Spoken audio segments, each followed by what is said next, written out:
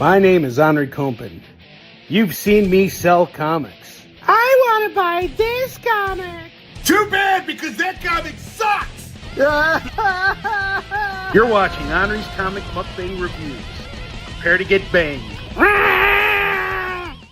I think we're going to need a new intro.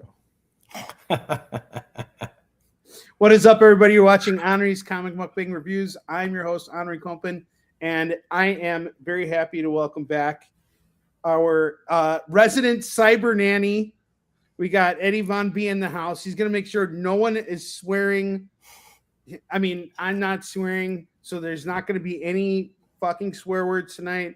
No ass, no piss, no shit, no bullshit. Okay? No fuckery tonight. You already struck out, dude. You already struck out. When you started the show. I found the best man for the job. Yeah, you did. You know, it's like it was kind of like you know what they did, and you know what they do in those movies where it's like to catch a criminal, they have to catch and they have to, you know, they need the help of another criminal. You're like the Hannibal Lecter of this shit.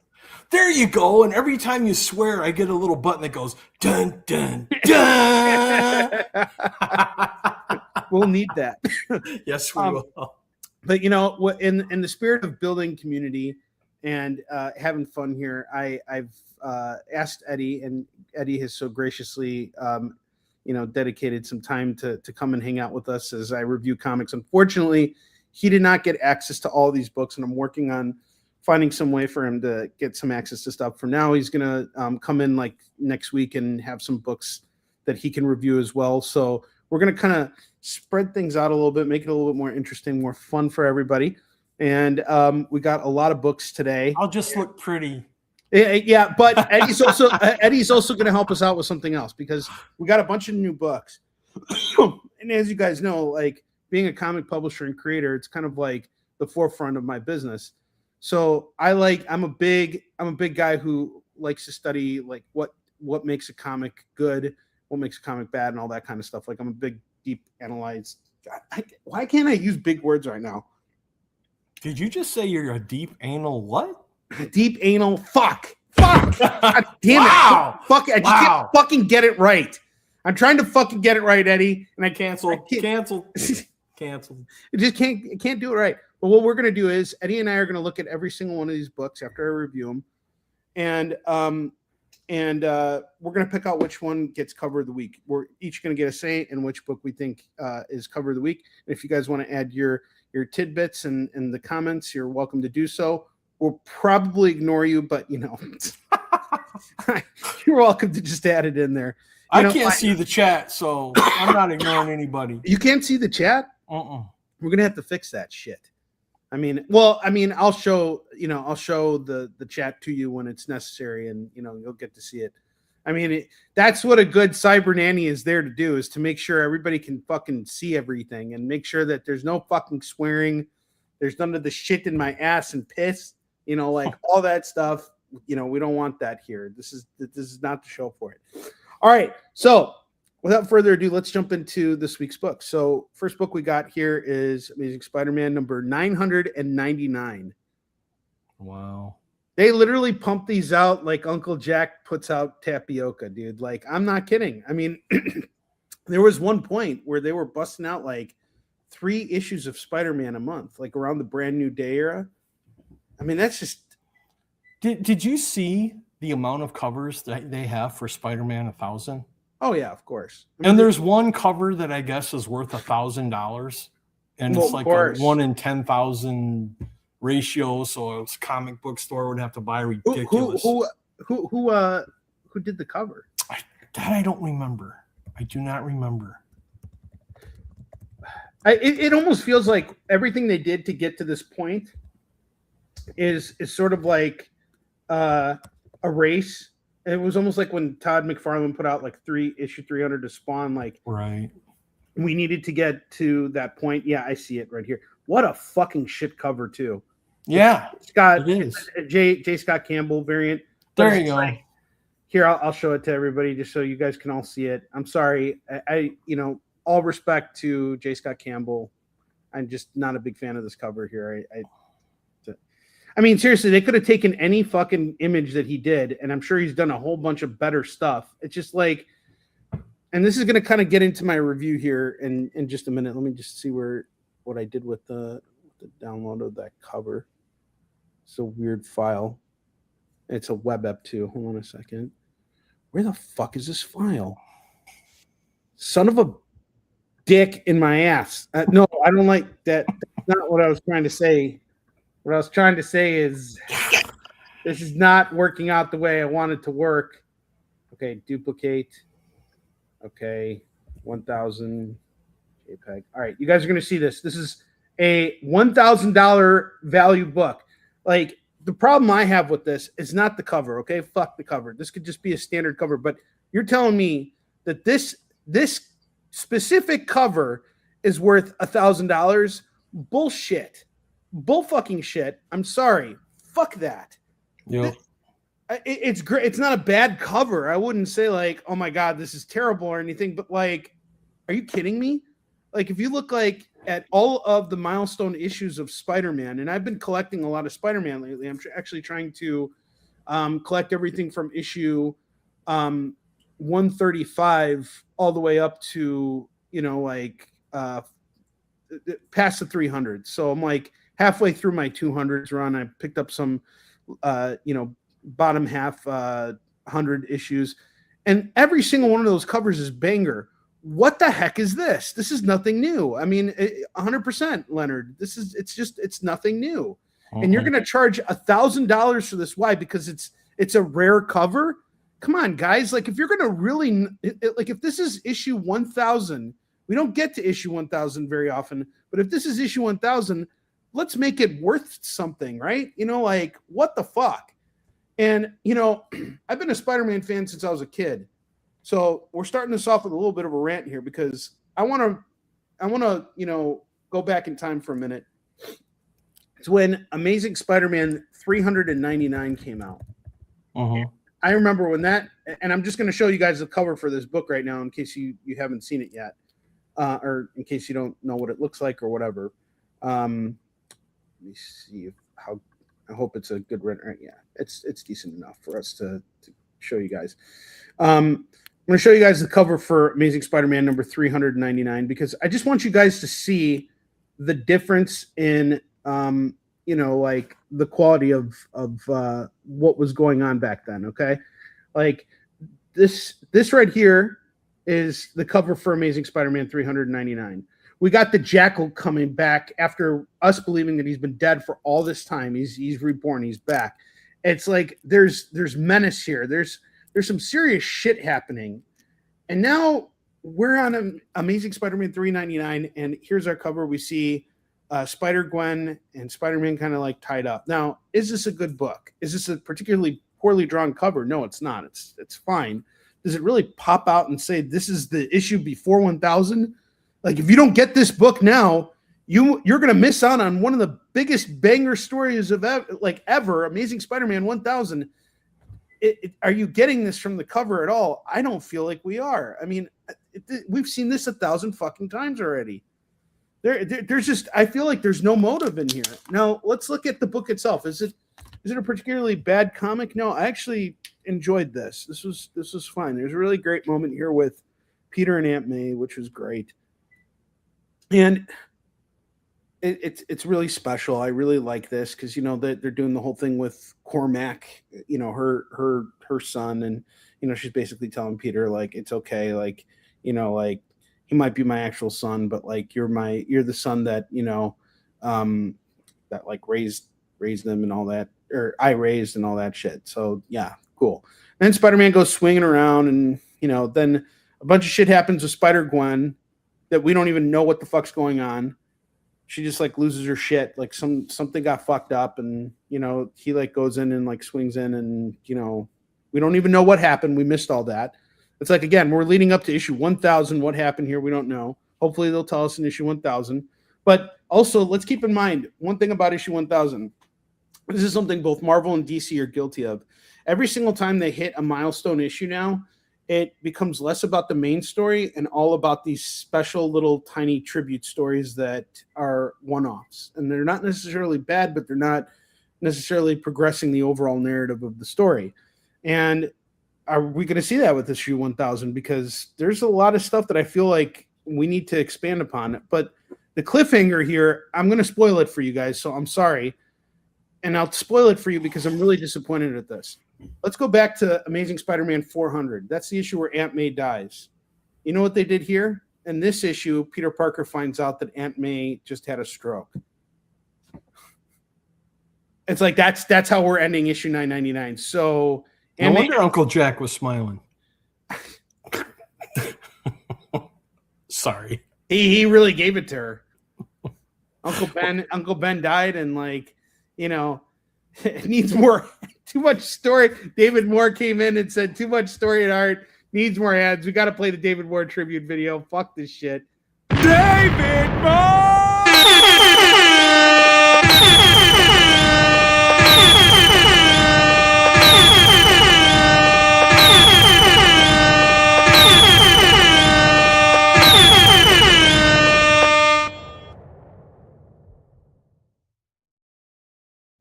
Too much story and art needs more ads.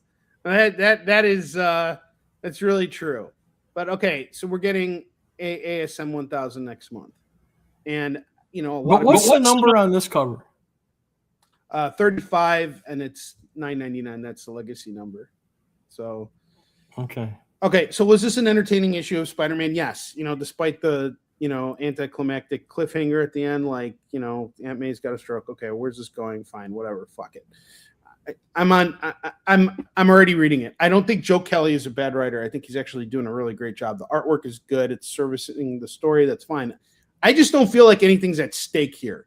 I don't fucking care about what's going on with Peter, with Aunt May, with Cormac.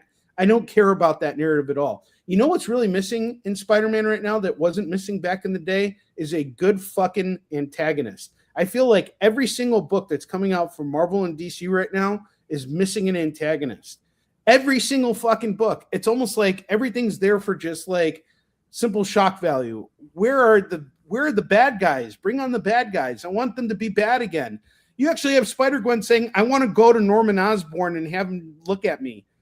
Like, she actually wants to go to Norman Osborn. She trusts Norman Osborn to like, what the fuck is this shit? It's fucking Norman Osborn, the Green Goblin. I don't care what stone he overturned or whatever. I would not trust that guy. That's like, yeah, you know, shit's really bad. I just broke up with a girl. I'm going to go to my ex-wife for, you know, some, you know, for some reassurance, you know, like I'm going to go to like the one person that like hurt me the most for like some reassurance. You know what I mean?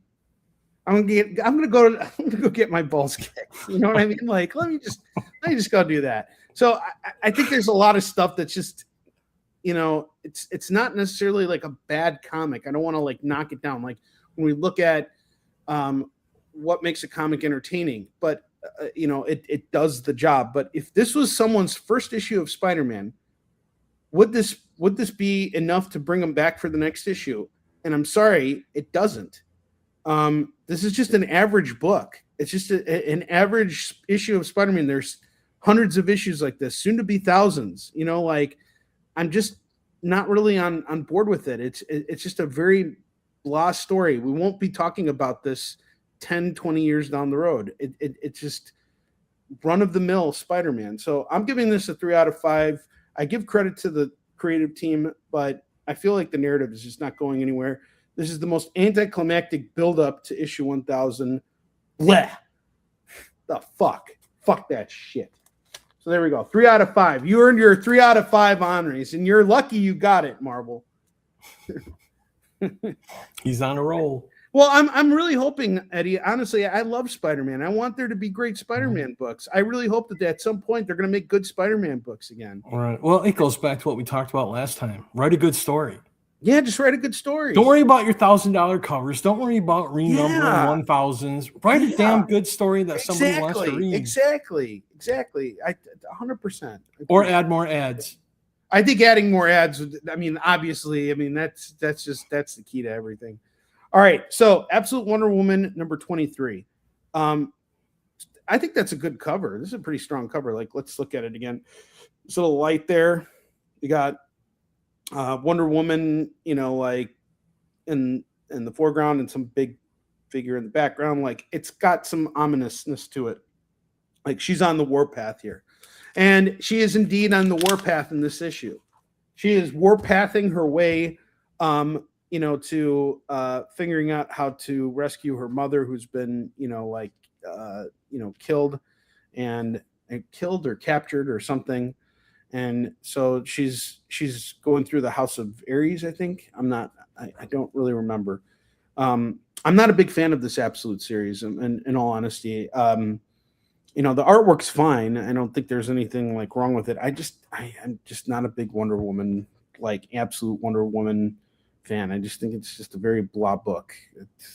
It's not really doing much for me. Like what everybody is fucking batshit crazy about this, no pun intended, but it doesn't hold a candle to Absolute Batman or Superman or Flash even. Just very average book. I thought it was okay. I mean, nothing to write home about, but it was also not bad either. Like, I'm kind of putting this in the same category as Spider-Man. It's a 3 out of 5 for me. But yeah, I'm having a hard time following the lure, staying engaged. This is the start of a new arc, and we'll see where it goes. But yeah, it's just another 3 out of 5 for me. It has a stronger cover than Spider-Man, though. Is that an eyeball in the back? Yeah, it's an eyeball in the back. That's cool. Like another god. Yeah, it's cool. I mean, it's got the last page is actually really fucking badass. I mean, it's like there's something set up here that's really cool. And there's a cool twist with one of the characters that she's like going after. Like, she's got this like touch or whatever, and she accidentally like takes her daughter and like encapsulates her in like metal or something like that. And that was pretty cool too. I like that, but yeah, I don't know. I'm just really not feeling this. I mean, it's just not my cup of tea. But it's not a badly written, or sorry, it's not a badly drawn book. I don't think it's for me. I'm just reading it because I'm reading everything that's Absolute. So, is it the worst Absolute book out there? No, that trophy goes to Absolute Green Lantern, but it is right, above Absolute Green Lantern. So, not really a high mark there, at least for me. And I know I'm the minority here. Everybody else loves Absolute Wonder Woman. I'm the minority. So all I know is that if I hold on to this long enough, I can sell it and I can sell off my whole run and make a nice, I can clean house. So that's the hope there. All right. Next up, we got Justice League Unlimited, written by Mark Waid, illustrated by Dan Mora. That's a cool cover. Yeah, it is. It's all right. It kind of pays a little, respect to the olden days and the costumes and whatnot. Yeah, I mean, I like Wonder Woman in the foreground. Yeah. I think Batman, Captain Atom, and Green Arrow could be a little bit more. They could have more dynamic poses. Like if they would have taken that Queen album cover where they were like the four. Oh yeah. Yeah, if they would have taken that route, I think that could have been a little bit stronger. But I mean, it's like you consider like Dan Mora and like how much stuff he's drawing and everything. Like, this is just another image for him. You know what I mean? It's just like he's done better stuff, and it's like, I don't think this cover really tells us like what's going to happen here. It's just like, here's a book with the Justice League, and here are some characters on the cover. Like this could have been anything. This could have been a pinup he did while like taking a shit. You know what I mean? Like it could have been anything. It's been like that for a while too. Like back in the day, the cover used to tell you what was inside the cover. Yeah. And nowadays it's just, let's throw a cover out there and get 50 of them and try to get 100 people to buy them. It's just concentrate. Which I get the incentivization. All right. Like, look, I take advantage of that too. Like I have variant covers as well, but like your main cover, I would think you would want to put something there to get people, engaged. It doesn't take that much, But yeah, that cover doesn't tell you who they're going up against or what's going on or nothing. It's like a poster. And again, it's just like this suffers from the same problem that every fucking DC book has and every Marvel book has. Where's the antagonist? I probably would have been a lot more drawn even to that Absolute Wonder Woman book if I would have known where the antagonist was. I didn't see him.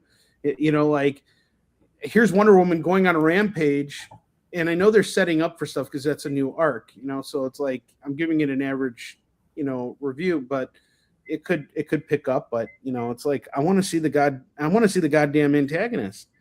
This book does have an antagonist, and he's getting his ass kicked on the first page. Look at that! Right away, he's getting his ass kicked. Here's Superman punching him, and you know everybody's kicking his ass. And then again, this book is like character soup. There's just so many characters, and it's like, what's going on here? Do you really care? You know, and it's written by Mark Waid, and I think Mark Waid, we were talking about him last week with, you know, you made a good point about World's Finest and the fact that it's like kind of targeted more towards a younger audience. I feel like this is kind of trying to reel people in who like the DC movies, and like they want to see more Guy Gardner, and they want to see more Hawk Girl, and you know, they have their interactions, and I think it's working for that purpose. They're fighting this demon here, and you know, it's just like any other Justice League story, but it does tie into a bigger narrative, and it has from the beginning. And you know, they're still searching for Superman, and that's kind of like the big thing right now because he disappeared after the events of DC Knockout. But you know, this was pretty cool, and actually the ending was really great. What they did with Mr. Terrific too. So. You know, again, I would say this is, again, another average book. This was like just another 3 out of 5 for me. But great artwork by Dan Mora, great writing by Mark Waid. I just don't feel like if I never had this book, or if this was the first book I ever read, would I be inspired to pick up another comic? I don't think this does it. You know, like, especially as I've been reading like Frank Miller's Daredevil, and it literally feels like the artwork is moving as I'm reading it, even though it's static and not moving at all. You know, having that feeling of motion as you're reading the book, like, holy shit, you know, this does not have it. It's just another comic. It's average. It's, you know, you brought up another good point. And that was when you said that, you know, they're trying to get people who are interested in the movie maybe to read. Why not do an issue for the movie like they used to do all the time?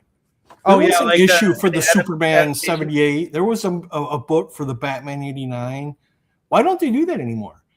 And then Marvel released a Spider-Man Next Day or whatever, that brand new day. Yeah. They released that cover, but it's like Hulk 46 or something. It has nothing to do with the movie. They just put the movie. And it's like they're missing out on an opportunity there, because if somebody goes and sees the movie, maybe they've never read a comic. I think so. Maybe they want to see the comic of the movie. I think what the thinking is there is, it's like, all right, let's do a connecting cover piece that's like takes images from the new Spider-Man movie, and we cross it across all our titles. So that way everybody's forced to pick up an issue of, you know, every single book that's out there, so that they can have this connecting cover thing. You know, the covers do a job of selling the books. All right. That's the most important thing. A cover is supposed to sell a comic. No matter what, cover sells the comic. However, if you're not reading the story, you're missing a big opportunity there. The comic, the cover is not only supposed to sell the book, it's supposed to get you to read the fucking comic. Right. And if you're just collecting the covers, then you don't care about reading the comics. And I think that's what we need to kind of like bridge together. The power of an A cover. And why do A covers always go for the most? Like Absolute Batman. Let's take that's an excellent like example there.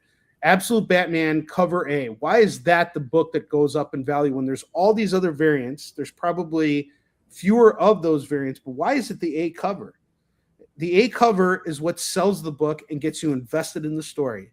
If the A cover of that, if the regular A cover of the book is not particularly like sought after, and only people want the variant covers, and the book is not successful. I'm sorry. The A cover is what should be driving people to the book. And the A cover is what gets people invested in the story. And once people are invested in the story, then you can do whatever the fuck you want, right? You can put out all your variants. You can do all that. And look, DC did that anyway.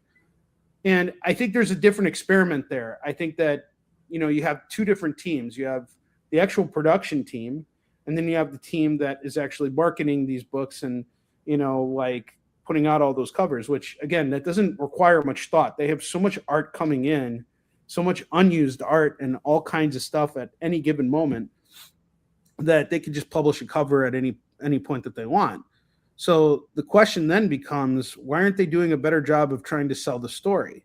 Like, again, let's look at this Spider-Man. Why don't we have something here that, sells the story, in comparison to this ASM cover where it says the Jackal Reborn, and it's not particularly like the best Spider-Man issue ever, but like, look, there's menace here. You got a villain jumping out at you. A villain we didn't expect to see. He is back. He is ready to fuck shit up. And here we got Spider-Gwen and nothing, no context at all. And there was no variant covers back then for $3.99 either. No, there was not. That's because they care more about the story than the investment, and now they care more about the collectors and not enough about the readers. That's my opinion. Yeah, I think the readers come secondary to it, and that's the thing. Like, comics are meant to be read. They're books. Books are meant to be read. Who the hell's going to buy that $1,000 Spider-Man? There will be people. But it's not going to be people that want to read it, because they're never going to want to touch it. They're going to entomb it in plastic and never freaking touch it. Absolutely. And hope they can retire on it. Absolutely, 100%. And then they'll get J. Scott Campbell to sign it. They'll get it CGC'd. And I fucking hate CGC. I'm very anti CGC. The only way I'll stock a graded book is if I buy it from some collection and I know that there's a customer for it. That's the only way I'll get a CGC book. In my personal collection, there will not be a single CGC book. If I make millions of dollars tomorrow and decide to buy an Amazing Fantasy 15, it will be a raw copy. I will not fucking get that shit CGC'd. If my only option is to get one that's CGC'd, I'm gonna crack open that case and then I'm gonna wipe my ass with it. That's exactly what I'm gonna do. That could hurt. That could hurt. I mean, probably won't wipe my ass with it. Probably just defecate on it, and then I'll submit it to CGC, get a grading on my shit. It's like this. That kernel of corn isn't centered, so you're off a point. This is a restored grade turd. Wow. You got a 9.4 restored grade turd. It's missing the marble stamp. All right, next book here. I think you would really like this if you're into like the G.I. Joe Energon universe stuff. Are you into G.I. Joe and all that? No, not really. Yeah, I don't really. I'm not into it either. But, here's something that really drew me to this. So, one thing that gets me excited about comics is when I know that the creators who are working on said comics are excited about what they're doing. And Robert Kirkman is clearly having fun with what he's doing right now with the Energon universe, like all that stuff. And I haven't really been reading a lot of it. Like I have Void Rivals and I've read some of the G.I. Joe stuff, and it's good. I'm just not into G.I. Joe. It's kind of like Star Trek. Like, you could wave Star Trek in front of me all day long. If I'm not into it, I'm not into it. I'm sure it's brilliant. I'm sure there's great Star Trek stuff out there, but it's just not my cup of tea. Right. But is this a good comic? It's a fucking great comic. You don't have to be a fan of Rom to jump into this. And I think Kirkman does such a phenomenal job.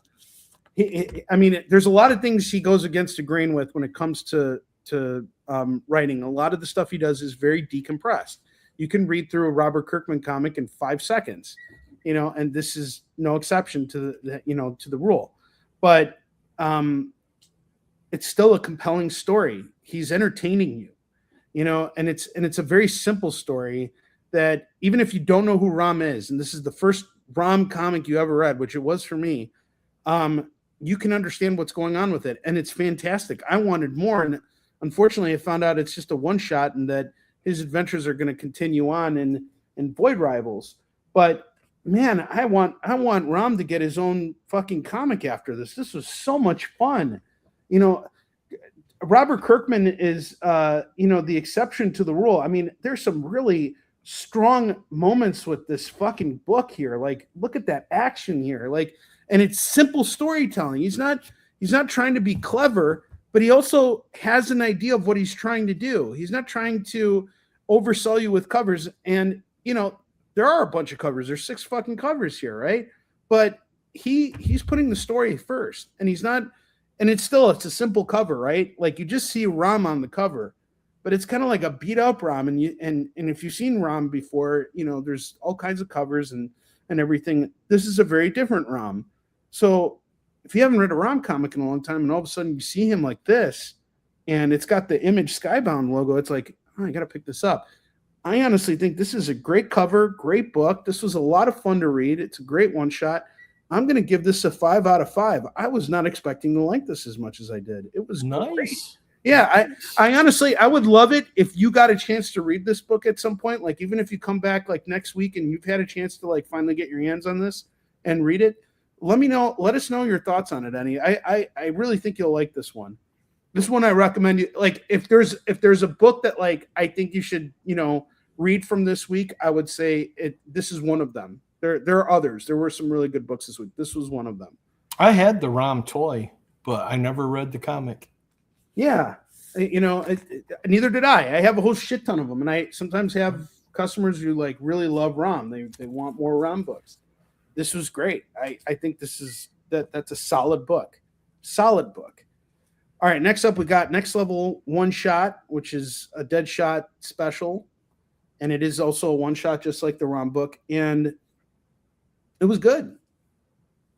It was nothing like particularly like, oh my God, I can't live without this comic. But it does take place in Chicago, and I like that. That's cool. It starts out in Chicago. Artwork's pretty good. I like what they do with Deadshot. I'm not really familiar with the character. I haven't read a lot of comics with him, so it's kind of cool to see him be the protagonist of his own book. And he's on this interesting mission. There's basically like this organization that developed this technology to create drones of various like superheroes, and they sold the company to someone else, and then that company sold it to someone else. So there's some really ominous shit going on, and now Deadshot's got to like get to the bottom of it, and it takes him to Gotham, and it ends on a really interesting cliffhanger. It doesn't end the way you expect it to, and I like that. It wasn't just like Deadshot wins. It's this is leading to something much bigger, and I was really impressed with it. I'm going to give this a 3.5 out of 5. The reason why it gets a 3.5 out of 5 is I don't feel like this is going to be something we're going to be talking about 10 years from now.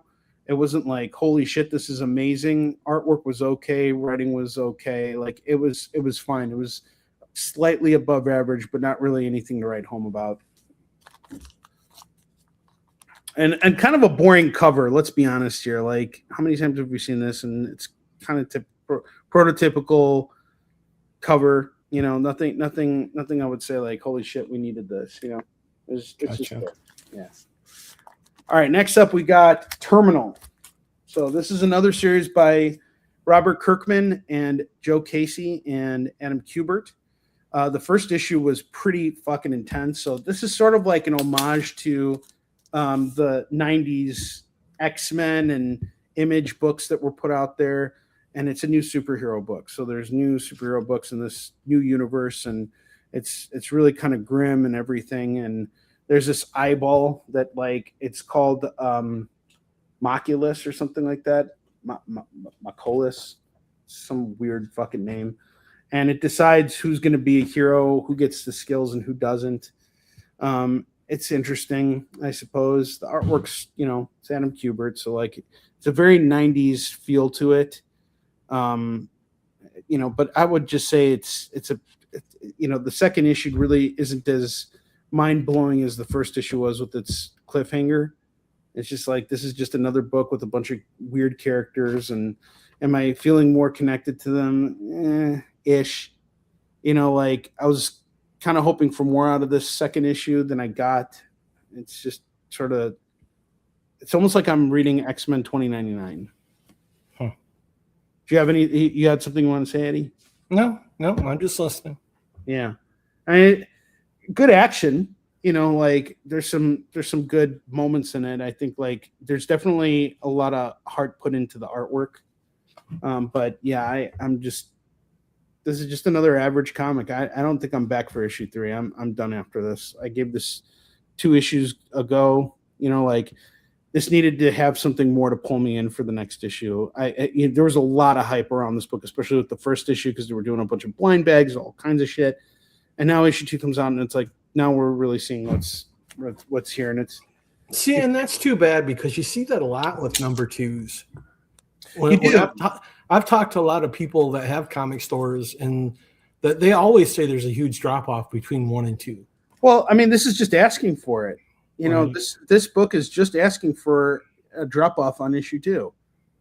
And if the story sucks in 2 or it isn't as good as 1, you're not going to want 3. Well, here's the thing I'm going to say. I think if it's what you're looking for, like if you're a fan of Youngblood and you're a fan of like Cyberforce and Bloodstrike, this is your book. Wildcats, all that shit, right? All the 90s stuff that the Image guys did. If that's your jam, you're going to be really happy with this book and you're going to want that next issue. You're in for issue 3. I personally never gave a fuck about that. When Todd and all those guys left to start Image, the only book I gave a shit about for like a small period of time was Spawn. And that was it. I didn't care about anything else that it was coming out of Image because I couldn't connect to it. Wildcats was all right, and I like Savage Dragon a bit, but other than that, it was just everything just felt like convoluted. Let's just create a big superhero team book. We don't know who these characters are, but let's just throw them all together. They're like this and like that and whatever. Like Youngblood, I don't care for that book. I'm not into that stuff. But there is somebody out there. There is a customer out there for that, and there is somebody who wants that style of comic, and this book is for them. It's just not for me. That's all I got to say about it. All right. I have a real problem with this. This cover here, this is an awful cover, guys. This is the most boring fucking cover ever. I'm sorry. Yeah, there's nothing about that makes me want to open that. Yeah, I mean, forget everything else. Okay, we'll get into the story in a minute here because that's the redeeming quality of the book. And this is not a bad comic. I just want to point that out. But this is an awful cover. This does not sell comics. Like if this is a kid going into a store and, mom says you got one choice for one comic, I would be very, very surprised if the kid picked this comic. He would only pick it to get out of the comic shop. Like that would be it, which is a terrible thing. But that's the truth. This is a boring fucking cover. And I think it rests on the idea of being an absolute book. So it can get away with being a boring cover. I don't think it gets that right. And honestly, in all fairness, there's some really bad absolute Batman covers out there too that make absolutely no fucking sense what you're looking at. But let's look at the actual book. Is it a bad book? No, it is not. Shea Grayson and Scott Snyder are putting together a really solid story here with Absolute Catwoman, and she's the one who has the access to technology, and she actually has her own cat cave here, and she has a group of friends that she grew up with who they're in this gang called the Calico. They're like a group of thieves, and they're trying to help their friend right now who's in some trouble, and they're reuniting after all these years of being apart from one another.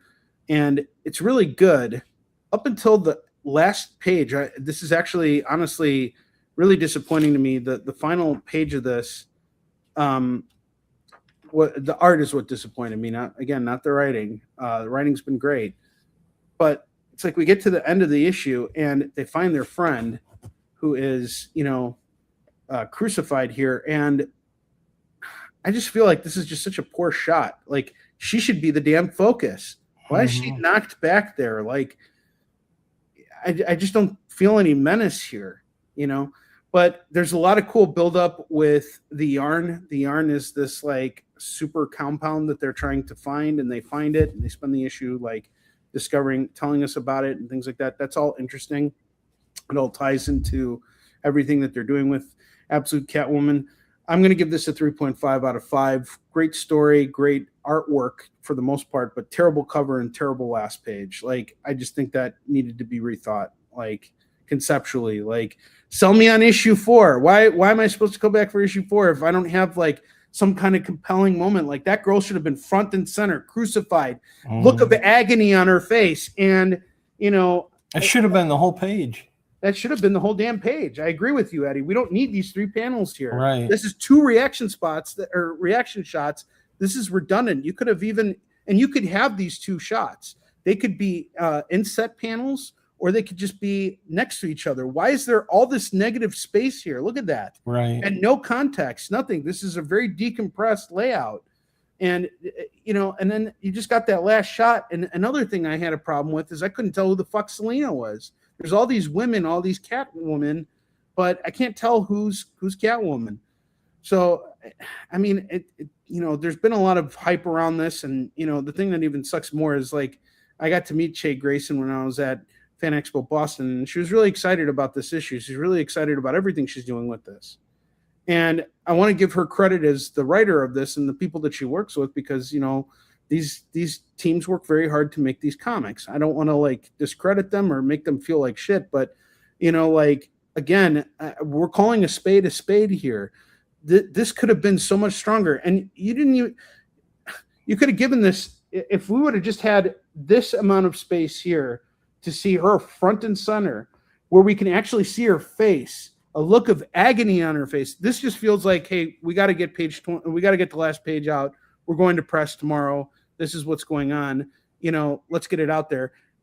And then I get it. Fine. And there's another ominous threat there that they're trying to kind of capture too. But it's so, I didn't even realize it when I read it the first time because I was so gobsmacked by this. But apparently there's a looming threat behind them that we didn't see before. But even so, there's a better way to do that. There's so much empty space here. I don't get the choice of those two panels above it. I mean, it's just a face looking forward repeated. Yeah, well, it's two different reactions to the same fucking thing. We don't need it. I know. Yeah, we don't need it. Show the reaction on the panel with the person being crucified. Yeah. I mean, again, it's not a bad book. There's nothing wrong with the person being crucified. There's nothing wrong with the looming threat behind him.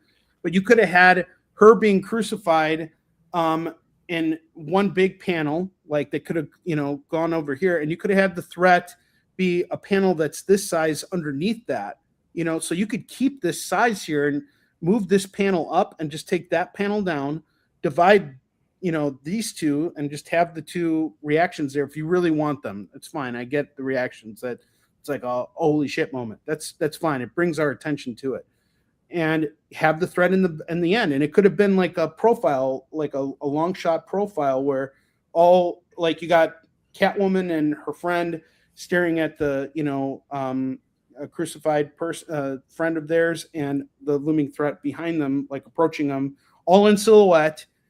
There's a threat coming. Pick up issue 4. There we go. I just think this is a badly laid out last page, and again a very shitty cover. This is just an awful cover. I mean, it's dull. It's dull. I'm sorry. And all due respect again to the creative team, but it feels like there was a deadline that needed to be met. I didn't feel like this was a team that was really on board with this. It almost feels like the creators have moved on to some other project, or have been, they had a bad week, or they went out partying or something like that, and they just couldn't bother themselves to put a little extra thought into how can we sell this book and make it better. That's it. So and again, I'm not trying to say I'm a perfect comic creator either, but that's just my opinion here. I'm talking as a fan right now. All right, next up we got Detective Comics 1112. And I just want to say, Eddie, as we're getting close, we got like 3 more books to review. I really love having you on here, man. Thanks. You are fantastic. And once you start reviewing these books with me, we're gonna be in business here. So Detective Comics 1112, great issue. Really love Tom Taylor and Mikkel Jennin on this. This is a great end to an arc where there's a team with Green Arrow, Black Canary, Batman, and this other character named Prion that gets introduced. He was a hero that died while he was in his prime, and it was very tragic. And there's some stuff that's occurring now that brings Black Canary and Green Arrow and Batman together, and they're trying to kind of bring light to what happened to Prion and look into some darker parts of his story. And everything kind of comes to a head here, and this is the conclusion. I'm not going to go into all the details, but I will say that this is a very satisfying conclusion to this storyline here. Really great art by Mikkel Jennin. This guy is a fucking beast. I love his artwork. He is just so good. and he doesn't skip a beat. And this is great. Kind of a weak antagonist, in all honesty. Like, it's just like, here's the corporate bad guy. Like, that's the big bad villain. But at least we got a villain. At least we got a big bad villain that's a corporate, asshole. So there we go. Like a corporation full of dickheads. So there we go. I think we can all relate to those guys being bad, but I would have liked to have seen a little bit more behind it. It's like, rather than just be faceless corporate bad guy, like, can we go a little deeper here? But it wasn't bad. It was good. They set it up nicely. Great conclusion to the story. I'm going to give this a 4 out of 5. This was really above average. I think that when you get the graphic novel, like if you ever have a chance to read the graphic novel of this run here, totally worth it. It's really good. It's got some Watchmen-y vibes to it, and definitely some Brave and the Bold type feel to it. But it's grounded and it's gritty. It's detective stuff. It's great. It's a good run. I really like this. All right, so the last 2 books here. Okay, so one thing I fucking hate, and I can't fucking stand it, and I'm gonna fucking bitch and whine and complain about it, is when we have these crossover events that go into the mainline books. Okay, so the problem is my comic budget's already kind of tied thin. I'm not gonna read other books that I don't need to read because I want to follow what's going on. Like DC's doing bad seeds right now with Batman, which means I'm only gonna know what's going on when I'm reading Batman, because that's a 24 issue run right there. I'm not gonna be buying all 24 issues. Okay, it's just not gonna happen. I don't have the desire or the money for it. I just there's more stuff I would rather buy. But let's forget about that for a minute. Let's look at it again. Is this a comic that, despite the fact that this is part 4 of a 9-issue story, can this hook me? Is it a good comic? And the answer is yes. I was actually really surprised by how good this was. Huh. So we got Joshua Williamson who's writing this, and one of the rules of comics is that every comic is someone's first. So you have to keep in mind that that's the case. This is part of a connecting cover spread here. So let me show you guys what that looks like. So this is all the parts here. I'll move this up. They're all kind of coming together to create the full spread of everything. And this is a key run on Superman, because we're bringing back Superman after Knockout. What's up, Roberto? He's saying, oh my God, is this Onrie and Eddie in one show? Yes, it is. Yes, it is. Eddie is hanging out here, and Roberto's like, is it my birthday? Yes, it is. Every day, every Wednesday is your birthday now. It's not just your comic book day anymore. So looking at it like, hey, this is a one-shot comic, because I'm not going to go buy all 9 chapters of this. I'm only reading Superman. That's it. That's all I got the capacity for. Is this a good book? And yes, it is. It's really fucking good. The artwork here is by, is it Eddie Burrows? I think it's Eddie Barrows. His artwork is fucking great. I mean, it's really awesome. There's a big battle here between Superman and Zod. And I'm in the middle of the story, so I don't have a lot of context here, but is the art doing its job? You're damn right it's doing its job. It's almost to the point where I want to go back and get those other chapters now, because this is really enticing. But then the way they build up not General Zod, who is an actual villain. This book has a villain. Holy fuck. General Zod. Oh my God, they brought a villain in. That's cool. But then they bring in that short-haired chick from, Superman 2. Remember? Oh yeah. Dude, I wanted to bang her so bad. Like Ursula? Was that her name? Yeah, it was Ursa, I think. Ursa, yeah. Okay. Man, I would have totally I got a thing for chicks with short hair, dude. I don't know what it is, man. It's like I would totally she's so hot, and the way she's drawn and everything. But she's a mean bitch, dude. Look what she fucking does to Zod here, man. She fucks him up. and it's like, and now we see that she's the threat. And I mean, like, this does such a good job of not just selling me on the book, right, but selling me on the arc. Like, now I'm the guy who's saying I'm not buying Bad Seeds, but I might just go back and buy all those other issues of what is it? I need to get now, in order to understand the whole story, I need to get Supergirl 16, Action Comics 1101, and Superman Unlimited number 16. So I actually might go back and buy those books now because this was such a damn good book. I was really impressed with this. I mean, we're in the middle of an arc here, and I wrote it off. I said, I'm not doing this, but I might actually have to do this now. I'm going to go to a comic shop tomorrow. If they got the other issues, I'm going to pick them up. I want to know what's going on here. I want to know how this started. I want to know what's going on. From what I understood, I picked up Action Comics 1100, and what happened was Super Kid, who was a younger version of Clark, goes into the future with Blue Beetle and rescues Clark Kent from like Kal-El from like the Time Void. So we know, Kal-El is back. Superman's back. This is post knockout Superman, but he's in really bad shape right now. I don't know what the whole context of it is, but there's something going on here. So I need to go back and get the rest of Kingdom of Zod because this was such a good chapter. They did their job here and they get a 5 out of 5. Plus, this is a fucking strong cover too. Like, if you look at it, there's what happened to Superman, like what's going on. It's part of a connecting cover piece, but this does a lot. This does a lot of heavy lifting here. I think it's. Is that supposed to be Clark holding up Superman? Is that what? That's his son. That's his son. Oh, that's his son. Okay. Yeah, which is confusing as well.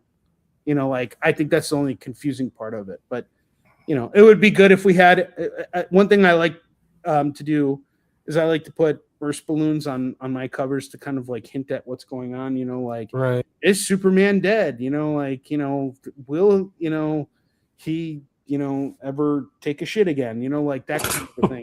Like put some of that there. But this is a really strong book. I was really impressed with it. So I like the mainline Superman. This is where it's at, guys. This is a good book right now. Batman, I don't know if it's going to get. I don't think the issues of Batman that are coming out that tie into Bad Seeds are going to be strong enough to get me to read all 24 parts of Bad Seeds. Like, forget that shit. But that Superman was good. 9 parts, I can handle 9 parts. 24 issues, forget about it. I'm not on board. All right. Great series right here. Yeah, great series right here, and a surprise because I didn't realize this was coming out this week. I didn't see it on the list that I was checking for new releases, but luckily I went to a second comic shop and they had it. This is by far one of my favorite books that is on the stands right now. This is so good, and Eddie, you've read the first 2 issues of this, so yep. Issue 3 does not disappoint. Good. The menace is brought to a higher level here. We learn more about the dad, like the dad is like sort of like the real antagonist here. He's been trying to cover up the family's very dark history. We learn more about the family's dark history here. And then we get some actual fucking violence from the werewolf afterwards, which I'm not going to spoil for you because you haven't read it yet. I really want to hear your take on this. But this is also written by Josh Williamson. Josh had a few books come out this week. Josh has multiple books coming out every month. He is pumping out books like you can't imagine, and he's knocking it out. I honestly think Joshua Williamson, he's like this era's Mark Waid. He's really crushing it. Everything he's doing he's doing Iron Man right now, which is great. He's writing mainline Superman. He's doing Blood of the Wolf Man. He's also writing Action Comics. He's doing a lot of stuff, and he's just really killing it. He's really great writer. This gets a 5 out of 5. This is absolutely sensational. Great artwork, great everything. I mean, this is something that does not come along very often, and you can tell that there's a lot of passion in it, and a great cover too. What a fucking great cover! Mm-hmm. We got the Wolfman in action. Yep. Like this is horror. This is what we want here. And the next series they're putting out is going to be The Bride of Frankenstein. I'm looking forward to that. I'm gonna have to check that out because they've done such a good job with this that I want to check it out. I've never been a big Frankenstein fan, but I've already got The Bride on my pull list. Oh, really? You know, Okay, cool. that's always been my favorite Universal monster movie. So Eddie, we know you're a big horror guy. How do you feel about the Midnight stuff? Are you looking forward to that? Yeah, absolutely. I'll see what they got. I think that Spider-Man book's going to be a big spec book. I'm definitely going to pick up a whole bunch of those. A new version of Spider-Man that comes out there for spec purposes. I'm definitely going to pick it up. But sorry, not that book. I don't have $1,000 to just shit away my ass with. Yeah, that is definitely not the cover of the week.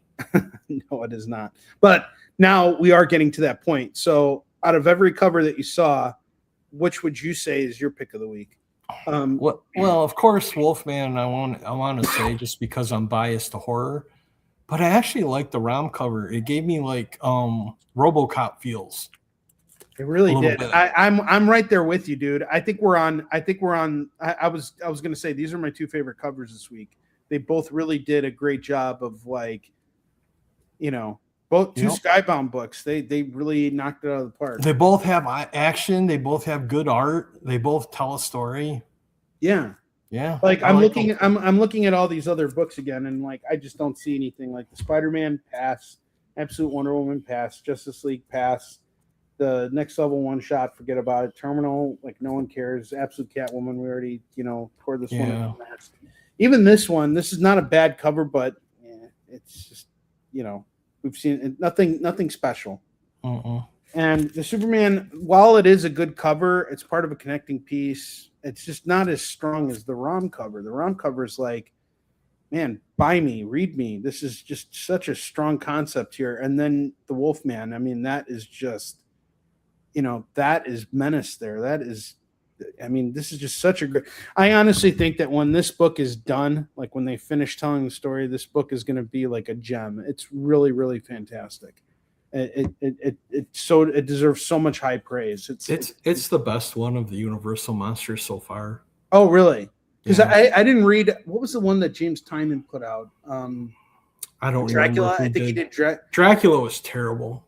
Really? I hate Dracula so much. I stopped after the first issue. Oh, wow. The art inside was terrible. It was like that watercolor smeary. Yeah. It didn't feel like horror. It didn't feel like Universal Monsters. It's like, what the hell? Yeah. And I just did not care for it at all. Frankenstein was better, but they still didn't get it right. The Mummy, never really been a big Mummy fan anyway, but it didn't really do it for me either. This Wolfman, it's been fantastic. Well, I really hope the Bride of Frankenstein, does it too. Me too. Yeah, I hope so. I hope they don't do that Dracula art. I'll be so pissed. Well, I've become a much bigger fan of horror lately, and it's actually a genre I'd like to explore more as a creator too. And I definitely implore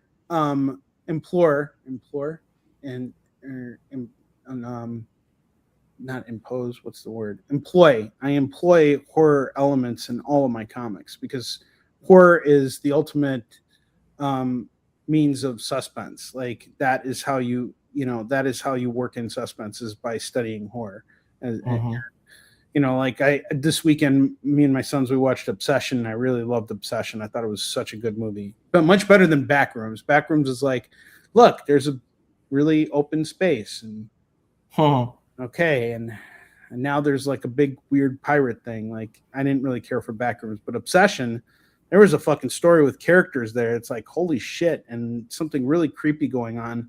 I'm also a big fan of Smile. I really like the first two Smile movies. I haven't seen Weapons or Barbarian, but I heard those were really good too.